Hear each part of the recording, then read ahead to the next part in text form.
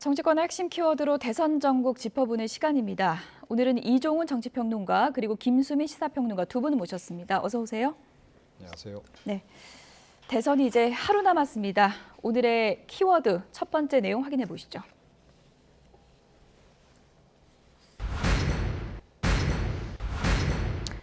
(3% 차이로 우리가 이긴다. 아니다. 우리가 8% 차로 이긴다. 지금 보신 것처럼 여야가 엇갈린 전망을 내놓고 있습니다. 결론은 우리가 이긴다라고 하는 건데 원래 선거 전에는 좀 기세 싸움을 하는 거잖아요. 네, 그렇습니다.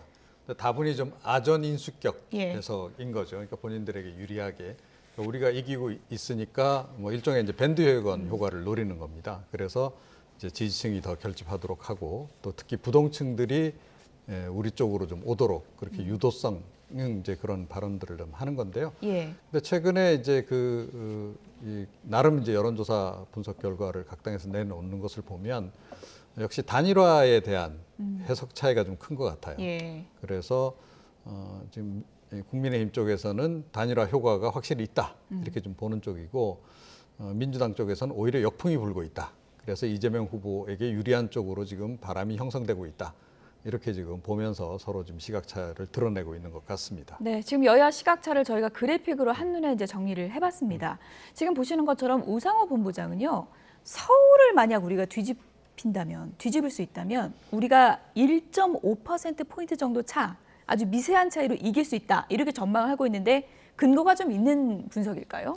그러니까 이게 거대한 가정이 들어가 있는 거잖아요. 서울을 뒤집는다라고 하는 가정. 서울에서 이긴다면 민주당이 이길 수는 있겠죠. 그러니까 사실 지난해 서울시장 보궐선거에서도 민주당이 참패를 했었고 그동안의 여러 여론조사에서 예를 들면 경기도에서는 이재명 후보 우위가 나타난 것이 뭐 그렇게 귀하지 않았었는데 어느 정도 흔한 일이었었는데 서울 지역에서는 그에 비해서는 좀 윤석열 후보가 강세인 그런 조사들이 많이 있었거든요. 그렇다면 단순 계산으로도 서울 지역에서 뒤집는다면은 전체 결과를 뒤집을 수 있다라는 말 자체는 맞는 말입니다. 다만 서울 지역에서 뒤집는다면이라는 가정 그것이 이제 과연 될 것이냐 이게 관건이라고 볼 수 있겠죠. 그래서 뭐 우상호 본부장이 뭐 어떤 이치에 안 맞는 말을 한 건 아닌데 굉장히 이제 큰 전제, 가정이 달성돼야 되는 그런 명제를 얘기한 거다 이렇게 보시면 되겠습니다. 서울에서 이긴다면 이 명제가 지금 이제 그 과제 자체가 이제 달성이 될지 이제 관건인 것 같고요. 유시민 전 이사장은요 선거 결과에 대해서 이런 분석을 내놨습니다. 함께 보시죠. 다른 데이터가 아니라 후보들 표정 보면 나는 알 수 있다 이런 분석입니다. 이재명 후보는 내가 요즘 보면 지는지 이기는지 잘 모르겠는데. 윤석열 후보는 얼굴 딱 보니까 지고 있구나 이런 느낌이 온다는 겁니다. 요 며칠 보면 거칠고 사납고 웃음기도 없고 언성도 높아지고 이랬다는 거거든요. 네, 그러니까 한마디로 딱 보면 안다는 거죠. 딱 보면 안다. 이런 말 잘하시는 분들이 어떤 분이죠? 도사님들이 이런 말씀 잘하시는데 이 유시민 이사장 같은 경우에는 지난 총선 때 이제 180석 그 예언 내놓고 나서 논란이 좀 일고 난 이후에 자기 이제부터 정치 비평 안 한다 그랬어요. 그런데 이번 대선에 또 나와서 정치 비평하고 있을 뿐만 아니라 심지어 예언까지 다시 또 내놨는데 만약에 이번에 예언이 맞는다면 이제 노무현 재단 이사장 그만하시고 본인이 사시는 집 근처 강남에서 좀 자리를 펴셔야 되는 게 아닌가 이런 생각이 좀 드는데요. 저는 유 이사장의 발언은 다분히 좀 몰이성 발언이다. 이렇게 생각을 합니다. 그러니까 조금 전에 이제 제가 밴드웨건 효과 이런 걸 말씀드렸는데 이쪽이 이기고 있다. 이길 거다. 그래서 이제 좀 중간에서 아직 결정 내리지 못한 사람들로 하여금 그쪽으로 투표하게끔 만드는 그런 다분히 좀 유도를 좀 하는 그런 발언의 성격이 좀 강하지 않나 이렇게 생각합니다. 근데 이긴다고 전망하면 이왕이면 좀 이렇게 크게 써서 크게 이긴다고 하면 되는데 1%포인트 차로 이긴다고 또 전망을 했거든요. 네, 그거는 이제 뭐 크게 이긴다라고 했을 땐 그것이 좀 현실성이 없어 보인다라는 것을 유시민 전 이사장도 알고 있는 것 같습니다. 그래서 어느 정도 이제 지금 따라잡고 있고 살짝 뒤집어가지고 이길 거다. 그래서 이제 1%포인트 차로 이길 거다 이런 말을 하면은 이제 한 표 한 표가 대단히 중요하다는 뜻이 되거든요. 예. 그런 전략을 깔고 있다라고 볼 수 있겠고, 근데 따라 붙고 있는 근거를 좀 다른 조금 더 과학적인 근거를 들지 않고 왜 표정으로 들었을까 했을 때는 이것은 어떻게 보면은 글쎄요, 이 의도가 무엇인지는 잘 모르겠지만 그냥 일반 지지층하고 비슷한 그런 사고인 것 같습니다. 예를 들면은 지난 마지막 TV 토론 때를 보면은 대장동 특검 문제를 가지고 이재명 후보는 동의하십니까? 동의하십니까? 그리고 윤석열 후보는 이것 보세요, 이것 보세요 하면서 둘이 싸웠을 때 각 지지자들은 제가 그때 SNS 타임라인이라든가 이런 것들을 살펴보니까 서로 자기가 지지하는 후보가 상대 후보를 박살냈다라고 서로 주장을 하고 있는 거예요. 그러니까 이런 주관적인 어떤 느낌 이런 것들이 강하게 투영이 돼서 사실 윤석열 후보 표정이 뭐 굉장히 거칠고 사납고 웃음기가 없다라고 얘기를 유시민 전 이사장이 하고 있는데 그건 보기에 따라서 어떤 사람들은 굉장히 자신감 넘쳐 보이고 의연해 보인다 이렇게 보일 수도 있는 거거든요. 그래서 어떻게 보면 굉장히 일반 열성 지지층과 다름없는 시각을 그냥 솔직하게 얘기한 것인지 아니면 무의식적으로 나온 것인지 하여튼 그렇게 토로한 것 정도의 수준이다 이렇게 저는 보여집니다. 그러게요. 유권자들은 윤석열 후보 최근 표정을 또 어떻게 읽을지 그게 참 궁금한데 보통 밴드웨건 효과 조금 전에 얘기하셨는데 선거 전에 과거에는 좀 엄살 전략도 많이 폈잖아요. 근데 이번에는 여야 모두 밴드웨건을 노리는 건가요? 그런 것 같아요. 그러니까 한편에서는 또 네거티브 공세도 굉장히 열심히 하죠. 이제 그러면서 이제 다른 한편에서는 이제 우리가 좀 이길 것 같다. 이제 그래서 요즘 흔히 하는 얘기로 일종의 이걸 이제 뇌피셜이라고 얘기하지 않습니까? 그래서 객관적인 근거를 가지고 있다라기보다는 본인들의 그냥 주의 주장을 지금 내세우는 그런 건데 조금 전에 이제 유시민 이사장 얘기를 우리가 좀 했습니다만 유시민 이사장의 딱 보면 안다는 그런 발언 자체가 사실은 객관적인 어떤 근거를 가지고 지금 이야기를 하는 게 아니라는 거죠. 그건 뒤집어서 이야기하면 결국은 굉장히 주관적인 의도가 많이 반영된 얘기다. 이렇게 이제 봐야 됩니다. 그래서 최근에는 제가 방송 보면서도 이 평론하러 나오신 분들조차도 뭐 이 특정 진영 쪽으로 이제 그 약간 몰이성 발언들 굉장히 많이 하시던데 이건 좀 심하면 오히려 역효과 난다. 그런 말씀을 제가 좀 드리고 싶네요. 네. 이준석 대표는 최근에 언론 인터뷰에서 굉장히 큰 희망을 밝히고 있습니다. 우리가 이길 거고 이기는데 지지난 대선에서 박근혜 전 대통령이 얻었던 득표율보다 높은 득표율을 얻었으면 좋겠다라는 희망이거든요. 네, 이준석 대표는 아까도 잠깐 다뤘었지만 뭐 8%포인트 차이로 이긴다라고 하는 등에 어떻게 보면은 이건 좀 이례적인 선거 전략입니다. 보통 앞서 나가는 쪽이라고 스스로 생각할 때는 지금 많이 바짝 붙어서 따라왔기 때문에 상대가 지지층들이 방심하지 말고 계속 투표해 주십시오. 질지도 모릅니다. 이런 메시지를 내는데 우리가 이번에 크게 이긴다라는 메시지를 계속 내고 있어요. 좀 기세를 타고 싶다라고 하는 그런 바람이 느껴지고요.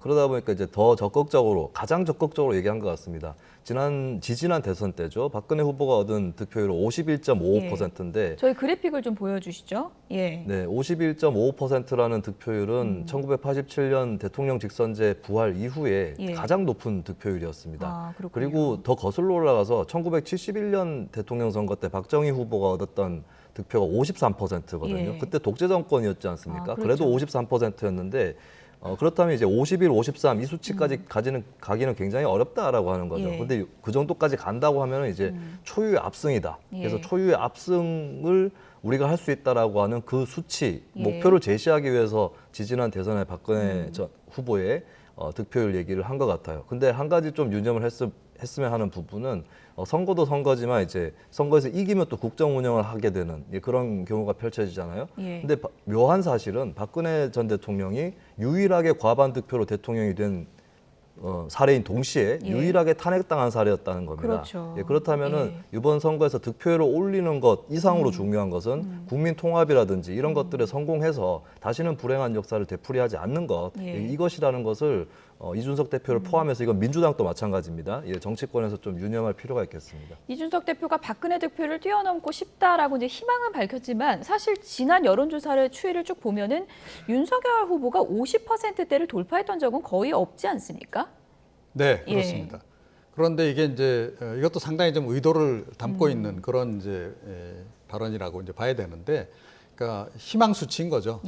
그러니까 50%를 넘기면 이제 어떤 점이 이제 좋아지느냐면 윤석열 후보 같은 경우에는 대통령이 되더라도 지금 여소야대 상황입니다. 그런 상태에서 국정을 좀 주도권을 갖고 끌고 가려면 역시 정통성이 중요하죠. 국민들이 지지하고 있다. 예. 자, 그래서 과반을 이제 넘기게 되면 역시 이제 정통성이 확실히 부여가 되는 그런 그 측면이 있습니다. 그래서 이제 그 수치를 희망 수치를 이야기해서 자, 여러분들 가서 꼭 우리 이렇게 만들어 주세요. 이제 예. 그런 것을 좀 담고 있다 이렇게 좀 생각을 하고요. 그런데 이제 나름 근거가 있는 또 분석이긴 해요. 그런가요? 한편은 뭐냐 하면 예. 그러니까 두 가지를 이제 기대를 하고 있는 건데 지금 국민의힘 쪽에서는 일단 단일화 효과죠. 그러니까 마지막 이제 여론조사 결과들을 보게 되면 아주 박빙인 속에서도 윤석열 후보가 1~2% 정도 앞서는 그런 여론조사 결과가 대다수였다는 겁니다. 좀 거기에 이제 안철수 후보하고의 단일화 효과가 플러스 5%포인트 더해지고 거기에 또 뭘 기대를 하냐면 샤이 보수가 꽤 있을 것이다. 예. 예, 그게 이제 지난번 서울시장 선거 때 보면 실제 여론조사 결과보다도 오세훈 후보가 그 득표를 더 많이 했거든요. 자, 그런 샤이 보수까지 이제 한 5% 더하게 되면 예. 대략 50%를 넘길 수 있지 않을까. 예. 이제 그런 이제 관측을 좀 내놓는 것으로 희망 이렇게 좀 섞인 보입니다. 분석이고요. 이게 네. 어떻게 나타날지 지켜봐야 되는데 반면에 민주당은 또 샤이 진보가 있다 이렇게 분석을 하고 있는 거고 단일화 플러스가 아니라 역풍이 불 거다라고 이제 하고 있는데 18대 대통령 선거 당시에 문재인 당시 후보 득표율이 48% 정도가 되거든요. 이 정도까지도 집결할 수 있다고 보십니까? 글쎄요, 그 민주당 입장에서는 집결할 수 있다라고 예. 생각을 할 것 같고요. 이게 48% 당시에 문재인 후보가 낙선을 하긴 했는데 낙선자 중에서는 가장 높은 또 역대 예. 득표율이었어요.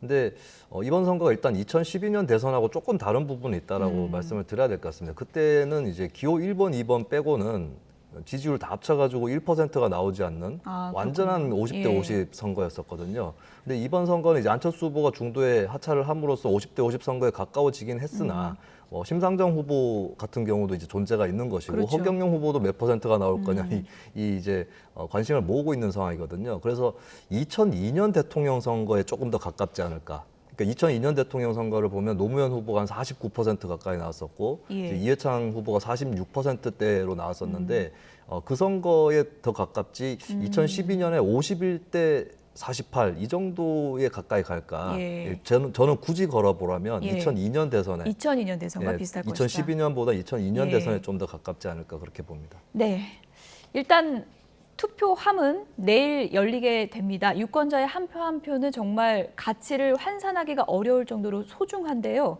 그런데 이번에 사전투표 논란이 끊이지가 않는 것 같습니다. 다음 키워드 보시죠.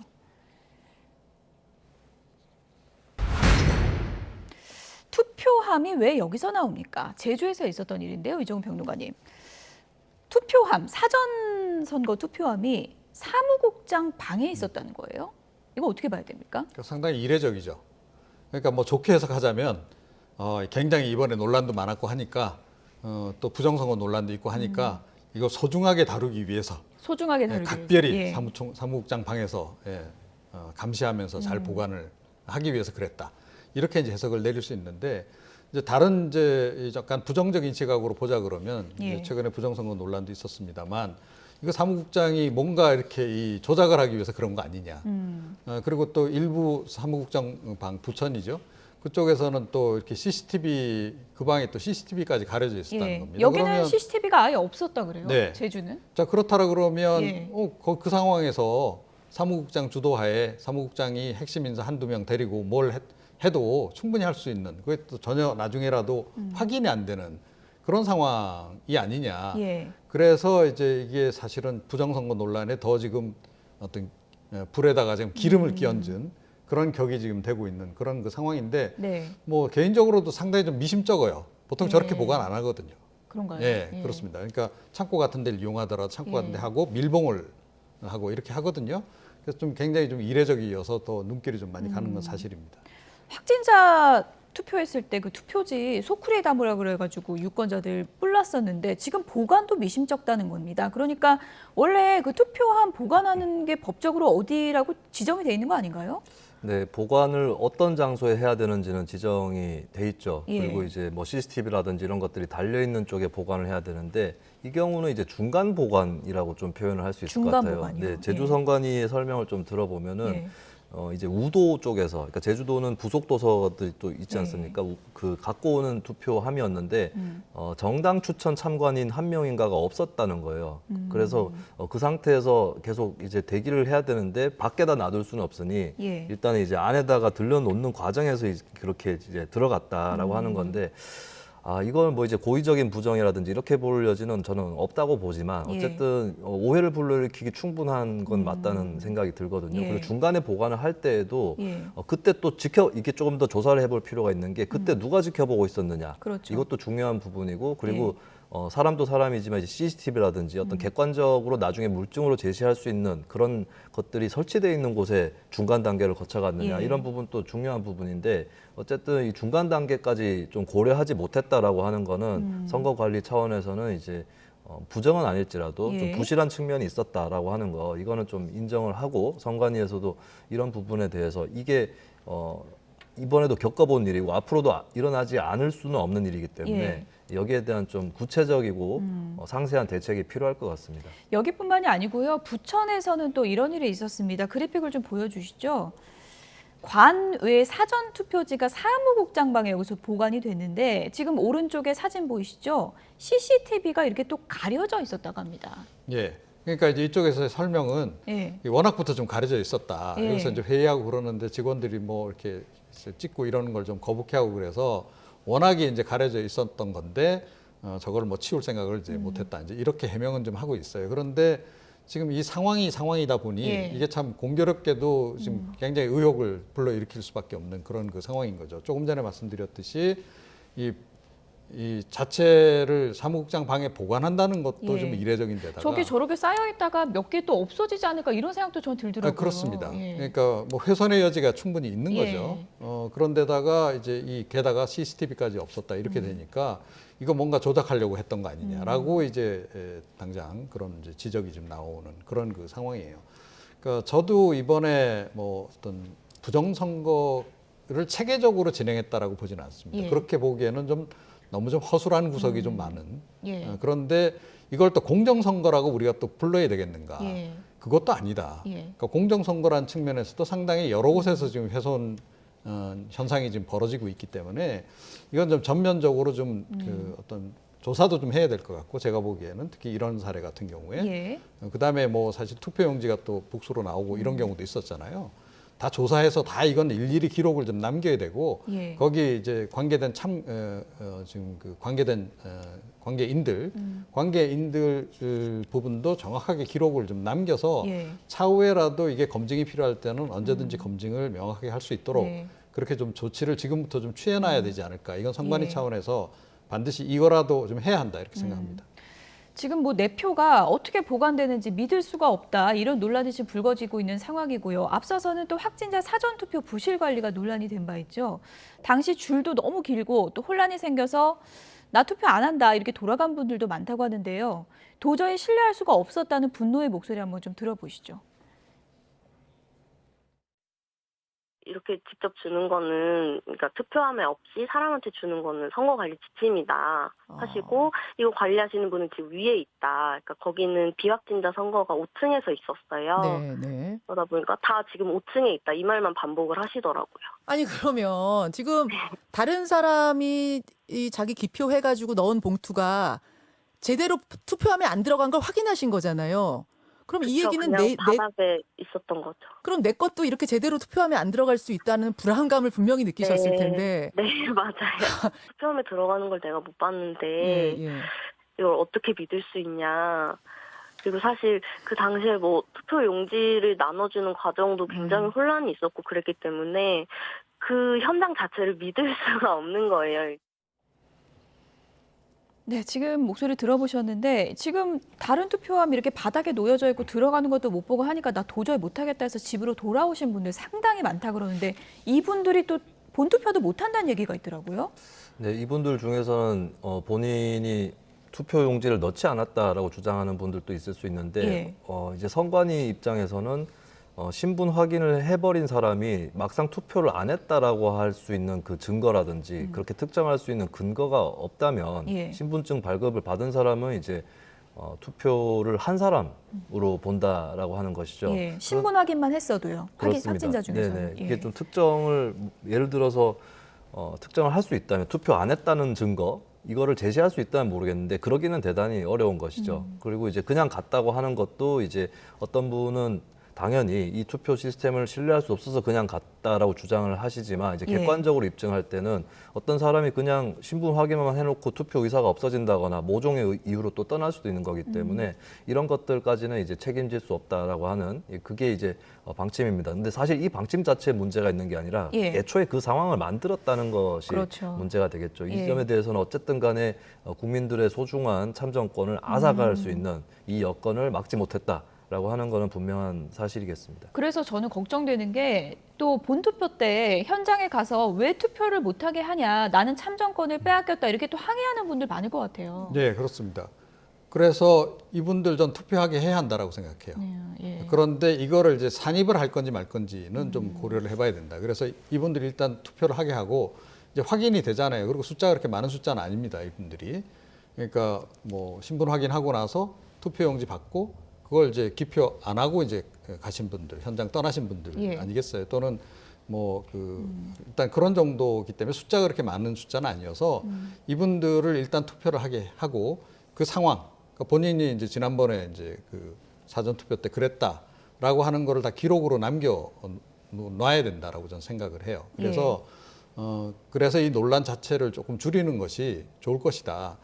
그렇지 않고는 제가 보기엔 이건 뭐 이 앞으로 뭐 당연히 일반 소송 내지는 헌법 소원으로까지 지금 전개가 될 수 있는 예. 그런 그 상황이어서 일이 굉장히 커질 겁니다. 그리고 실제로 이번 일 같은 경우에는 법에 규정된 바대로 지금 보장을 못한 그런 상황이기 때문에 선관위가 빠져나갈 부분이 별로 없어요. 예. 그러니까 전적으로 선관위 책임이기 때문에 선관위가 좀 더 책임감 있게 좀 나설 필요가 좀 있지 않나 이렇게 생각합니다. 그래서 내일은 확진자가 투표해서 직접 투표함에 넣게 하겠다. 그래서 시간을 분리해서 같은 곳에서 하겠다고 선관위가 발표는 했는데 그래도 우려는 남는 게요. 지금 얼마나 확진자가 몰릴지 정확히 예측을 못한다 그래요? 네, 그래서 많이 몰리게 돼서 행여나 이제 시간을 넘길 수도 있다라고 하는 예. 부분, 이것에 대해서는 좀 선관위도 추가 대책이 필요하지 않을까 그렇게 보여지고요. 그리고 그보다 더 우려되는 것은 확진자와 비확진자 간의 동선이 겹치는 사례가 발생을 할 수도 있다라고 그렇죠. 하는 겁니다. 왜냐하면 6시에 투표가 마감된다고는 하지만 보면은 6시까지 줄을 서는데 성공한 사람들은 6시 좀 넘어도 투표를 할 수 있게끔 해주거든요. 예. 예, 그렇다면은 6시보다는 조금 더 늘어질 가능성이 있고 그러면 이제 6시 끝날 때에 맞춰가지고 오신 확진자분들하고 마주칠 수 있는 예. 그런 상황이 펼쳐집니다. 물론 동선을 분리할 수도 있는데 예. 이때 이제 공간 체크를 해둬야 될 것이 동선을 분리하는 과정에서 마땅한 장소가 없어서 실외에서 확진자분들이 대기를 하는 그런 상황이 또 펼쳐질 수 있거든요. 여기에 대해서 좀 미리 제대로 준비를 해서 적정한 실내 공간을 확보를 하고 여기에서 좀 만약에 앞서서 투표하는 비확진자 투표 시간이 좀 늘어질지언정 그 시간 동안은 좀 안정적으로 대기할 수 있는 예. 그 공간을 확보하는 게 굉장히 중요한 것 같습니다. 확진자 많이 몰리면 대기 시간 길어져서 아우 나 투표 포기해야겠다 이런 분들이 또 속출하지 않을까 우려하는 분들도 계시던데요. 선관위가 내일 본투표에서는 이런 차질이 빚어지지 않도록 준비를 좀 철저히 해주시기 바랍니다. 공식 선거 운동 22일 동안 아주 숨가쁘게 달려왔는데 오늘 마무리가 됩니다. 다음 키워드 보시죠.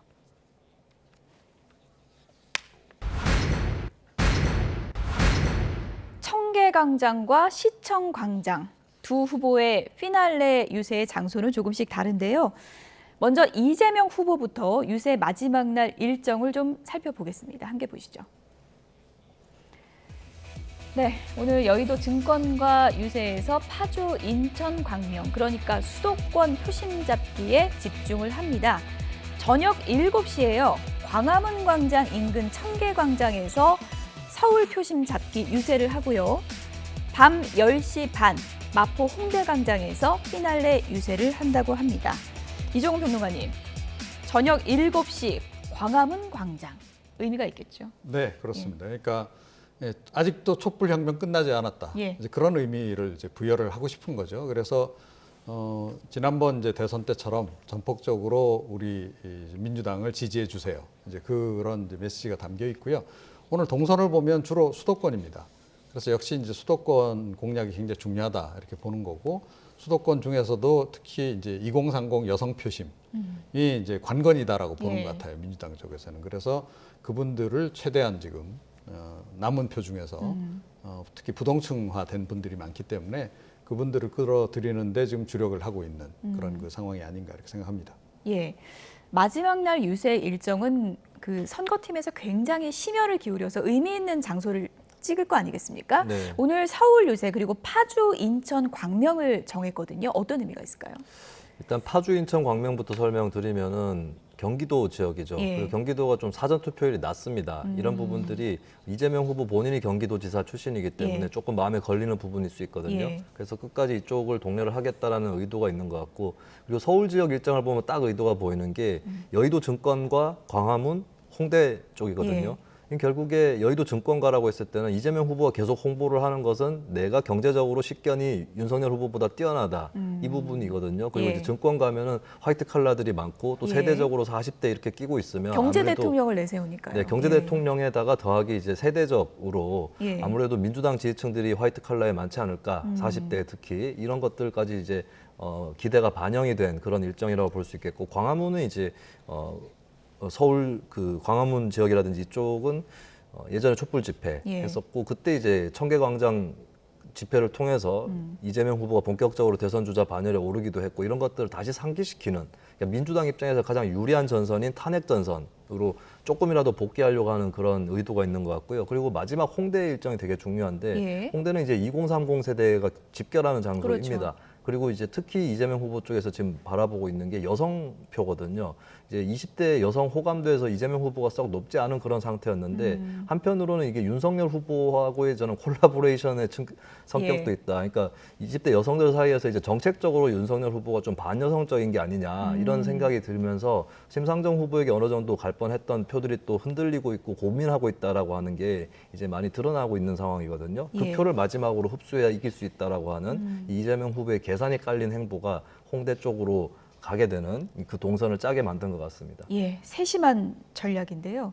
이번 국민의 선택에 따라서 대선 징크스가 여러 개가 깨질지 이 부분도 관전 포인트인데, 네. 만약 이재명 후보가 당선이 된다면요, 원래 경기지사는 대권 주자의 무덤이라 그랬었잖아요. 그거 깨지는 거죠. 아, 그렇죠. 예. 뭐 이 과거에 이 경기지사 출신들 중에서 뭐 대권 도전한 분들이 이제 여러 분이죠. 또는 예비 주자로 불렸던 분들 대부분이 사실은 뭐 그렇게 거론이 되기도 했었는데, 그런데 실제로 이제 그 꿈을 달성하신 분은 아무도 없어요. 반면에 이제 서울시장 출신은 이제 대통령에 당선된 전례가 좀 있고, 그래서 이제 많이 대비가 된다는 거죠. 인구는 또 경기도가 더 많은데 왜 이게 안 되냐, 뭐 이제 그런 얘기도 있고 이제 그렇습니다. 그래서 만약에 이번에 이제 이재명 후보가 대통령에 당선된다 그러면 이제 확실하게 경기지사도 이제 대권 주자 그 반열에 이제 오르는, 그러니까 서울시장, 경기지사 거치면 대권으로 바로 갈 수 있다. 예. 이제 그런 것이 이제 일종의 정설로 자리 잡을 가능성이 지금 없잖아 있는 그런 그 상황입니다. 네. 그런가 하면 국민의힘의 윤석열 후보 유세 전 마지막 날 일정 어떻게 짰을까요? 함께 보시죠. 윤석열 후보는 오늘 제주에서 출발해서 부산 찍고 쭉 경부선 타고 올라오는 일정인데요. 저녁 8시 30분에 서울시청 광장에서 피날레 유세를 하고요. 마지막에는 젊은이들이 많이 모이는 곳이죠. 건대 강남역 일대에서 투표 동료 캠페인을 한다고 합니다. 김수인 평론가님, 서울시청 광장 피날레 유세 원팀 유세가 될 거라 그러는데 결석자가 누가 될까 또 이것도 관심이더라고요. 네, 최대한 끌어모아야 된다라는 예. 생각을 할 것이고, 그리고 원팀 구성이 국민의힘이 좀 늦었거든요. 예. 그러니까 이준석 대표하고의 갈등만 해도 큰 사건이었었고, 홍준표 의원이나 유승민 전 의원도 거의 막차를 탔는데 또 막차가 있었어요. 안철수 국민의당 그렇죠. 대표까지. 근데 이 사람들이 다 모일 것인가? 이 부분이 아무래도 이제 서울시청 유세에서는 관건이 될 것 같습니다. 안철수 후보 같은 경우에는 부산 유세도 이번에 함께 한다고 하고요. 서울시청 광장에도 아마 올 것으로 보이는데 지금 홍준표 의원이 네. 불참을 할 수 있다 이런 보도도 나오고 있더라고요. 네, 뭐 그런 보도가 예. 나오고 있는데, 글쎄 마지막 피날레이기 때문에 예. 거기에 이제 글쎄요, 본인의 의사대로라면 좀 빠지고 싶지는 않을 것 같은데 이것도 좀 지켜봐야 될 것 같습니다. 그러면 거기 가지 않고 다른 데로 갈 것이냐 이런 것들도 같이 지켜봐야 될 것 같죠. 네. 예. 홍준표 의원은 뭐 언론 보도상으로는 확실하지 않지만 건강검진 잡아놨다 뭐 이런 얘기도 있던데 오늘 원팀 유세에 또 합류를 할지 이것도 상당히 좀 관심사인 것 같고요. 안철수 후보가 유세 막바지에 지금 힘을 쏟고 있는데 단일화 이후 유세 시너지는 어느 정도라고 보십니까? 뭐 그래도 이제 안철수 후보와 함께하는 지지층이 더 많지 않을까 이렇게 생각합니다. 이제 민주당 쪽에서는 역풍이 지금 거세게 불고 있다.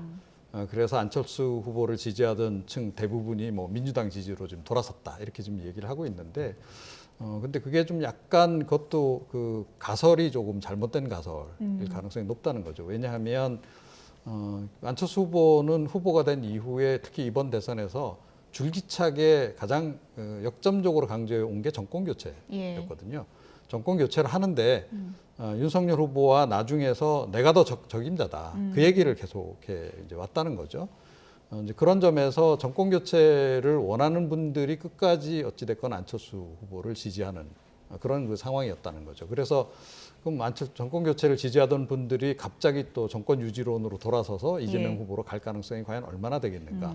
물론 이제 일부 가는 분들이 있겠으나 그래도 주력군은 역시 그 정권 교체를 희망하는 분들이 좀 많았기 때문에 그렇게 이동할 가능성이 높고, 실제로 저는 이번에 단일화가 만약에 안 됐다 하더라도 안철수 후보의 그동안의 여론조사에서 나왔던 뭐 한 7%에서 한 10% 정도 되는 그런 이제 그 핵심 지지층들 중에 일부는 윤석열 후보로 이동할 가능성이 높다라고 저는 봤습니다. 그러니까 단일화가 안 되더라도 정권 교체는 해야 된다라는 그런 생각을 갖는 분들이 제가 보기엔 적지 않게 있었기 때문에 그렇게 관측을 했던 건데, 그래서 제가 보기에는 적어도 절반 이상, 최소 한 50% 이상은 옮겨갈 가능성이 이제 굉장히 높지 않나 이렇게 생각을 합니다. 여야가 뭐 서로 우리한테 표가 더 많이 온다 이렇게 계산을 하고 있는 그런 상황인데, 앞서서 뭐 이재명 후보가 당선된다면 경기지사 징크스가 깨진다고 봤는데, 만약에요 윤석열 후보가 당선된다면 원래 정권 교체는 10년 주기설이 있잖아요. 네. 이게 깨지게 되는 거죠? 근데 사실 정권 교체 10년 주기설은 이미 깨졌습니다. 이미 박근혜 전 깨졌나요? 대통령이 파면당하면서 10년을 못 채웠었죠. 그렇군요. 근데 다만 2번 연속 집권한다. 한 정당이 한 번 집권하면 그게 87년 민주주의에서 87년 체제에서 계속 있었던 패턴인데 그 패턴이 깨지는 거다.